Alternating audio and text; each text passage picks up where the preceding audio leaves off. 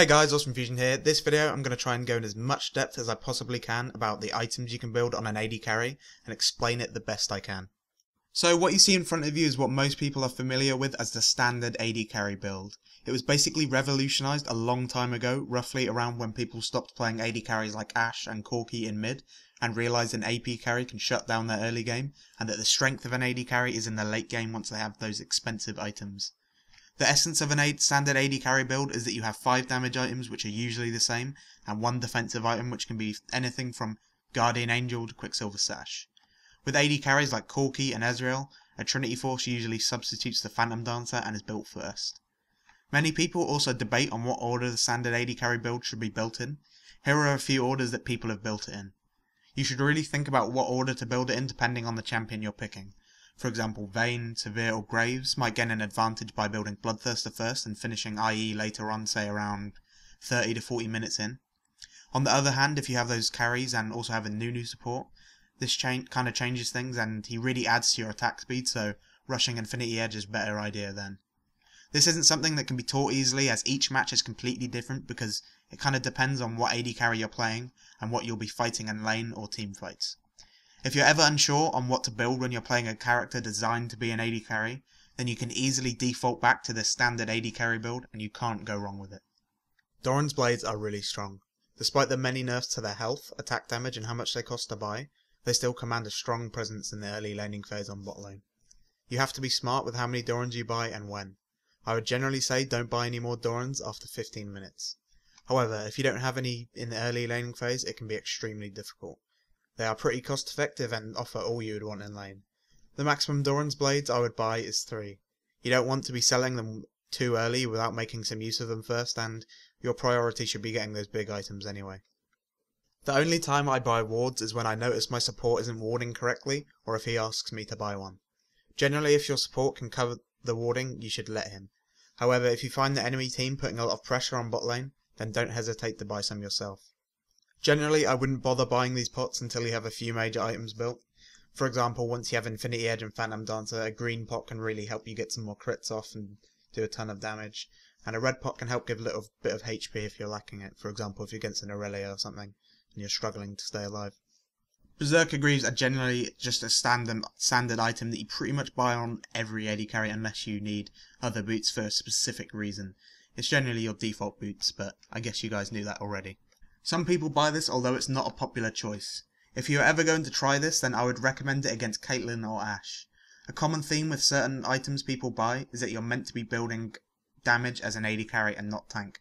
So that's pretty much why people don't usually buy Ninja Tabi. A smart pickup against a heavy CC lane and teams, for example, you'd take it against Taric Varus due to their insane CC combo, or anything you think it might be useful against, like if they have a lot of CC that you would benefit from having reduction of CC. Everyone knows this as the go-to item for AD carries. You pretty much aren't playing an AD carry if you weren't planning to buy this at some point in the game. Once again, it complements the Infinity Edge so well, unlike any other item. If you aren't taking this immediately after you take Infinity Edge, then you're doing it wrong. You should generally build Last Whisper once you've completed your BF item and Phantom Dancer. However, in some situations you might need to build Guardian Angel instead of that. However, it all depends on each game. If you feel like you're going to have trouble staying alive, then build Guardian Angel. If not, then take Last Whisper. This is what you build first when you have a high AD scaling spells like Graves or Severe, and also when you're going to be doing a lot of long drawn out team fights against multiple bruisers. The point of building Bloodthirster when you're going to fight against a couple of bruisers is when you don't have much protection. You'll do more damage if you can stay alive longer when you don't have a great team for protecting you. If you have a really good team for protecting you and everything is based around you doing a lot of damage, then getting Infinity Edge is definitely the better choice in that situation. This is a core item on Corki and Ezreal. I've seen some people build it on Severe and Vayne, but they really benefit from different items, and for the love of God, please don't build it on Graves. The main reason people take it on Corki is because he has so many spells he can shoot out to get a lot of Trinity procs.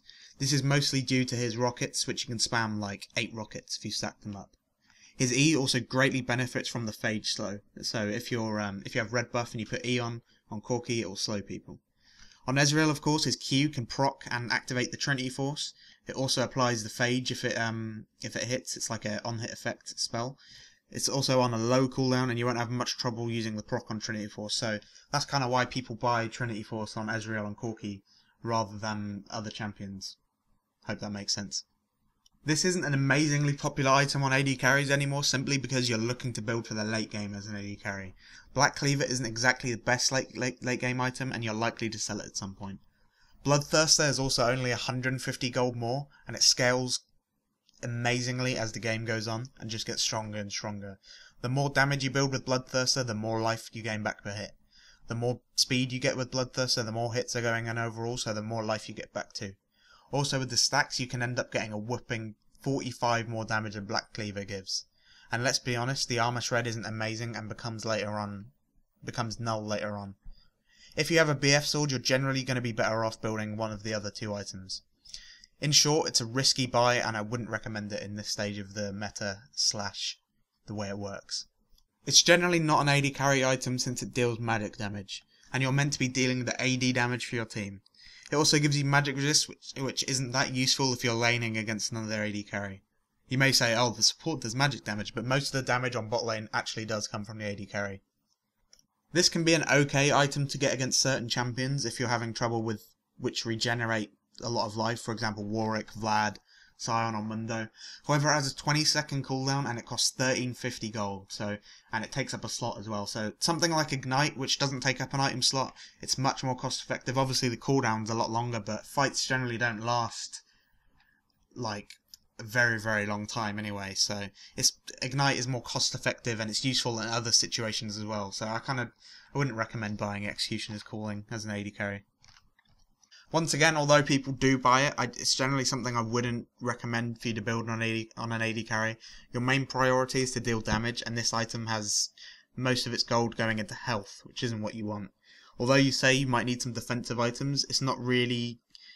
The extra health isn't really going to stop you from getting bursted that much. You kind of need resists, I think. This item is very expensive and provides minimal damage for you as an AD carry. Much like Frozen Mallet, I would avoid it since your primary role is to deal damage.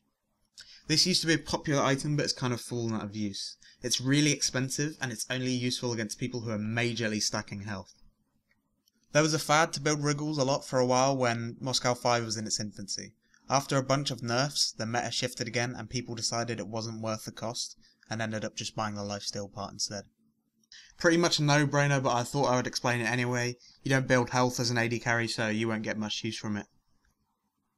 Never, ever, ever build these as an AD carry, not even if someone did it in the World Finals. Your job is to do damage, let the support or jungler build this.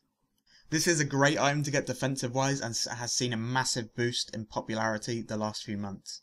Needless to say, respawning again after dying can be a great asset, especially late game when you're such an important part of your team.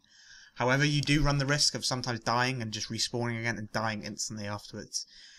You kind of need to buy it at the right time and make the right plays with it to use it effectively. Like all items, it's important when you buy it. Getting it too early and having no damage can mean you'll be ignored by whoever you shoot, and getting it too late means you can easily be jumped on and have no resists or anything to fall back on, and you're 100% relying on that you're not going to make any human error at all. So I think you do need to buy your Guardian Angel at some point in the game now. I shouldn't really have to tell you when to buy this, but pretty much don't buy it unless you need to stop a suppression, or if they have 5 stuns or something. Generally you should be okay just taking Cleanse or Mercury Treads if they have a lot of stuns, but obviously suppression isn't affected by that stuff. The most common suppression champ we see at the moment is of course Skarner. Once again, like GA, buying QSS too early can be bad for you, and he'll simply ignore you. But buying it too late means eventually you're going to get flash ulted and dragged into a team and just get killed and lose the game for your team. I like to get it once I have Infinity Edge and Phantom Dancer, depending on who I'm playing. Sometimes if I'm playing like Corki or Ezreal, I'll just get the QSS instantly after my Trinity Force. This item has fallen out of popularity again on AD carries, mostly due to its cost to value ratio. The value of the item isn't really worth the cost. Not to mention QSS and Guardian Angel pretty much just outclass this item in every way defensive wise. It's only a 1 shield that's easily knocked off, and it's like 45 seconds, I can't remember the exact time. And there's so many poke abilities that can just take the shield off. And if you're going to get it for the health, you might as well just get a Warmogs instead. And the 300 mana kind of isn't worth the gold. You don't really need to buy mana like that. However, it can be useful against certain champions like Malphite, for example. You can't QSS or cleanse his ultimate, and Guardian Angel can be an unreliable defense against him if you instantly get killed. So Banshee's Veil is not really an amazing item, but I would say sometimes bite against Malphite. Thanks for watching, guys, and I hope it was helpful. I've done 4 other videos on AD carries which you can check out and improve your play further. If you enjoyed the video, don't forget to like, subscribe, and check out my Facebook.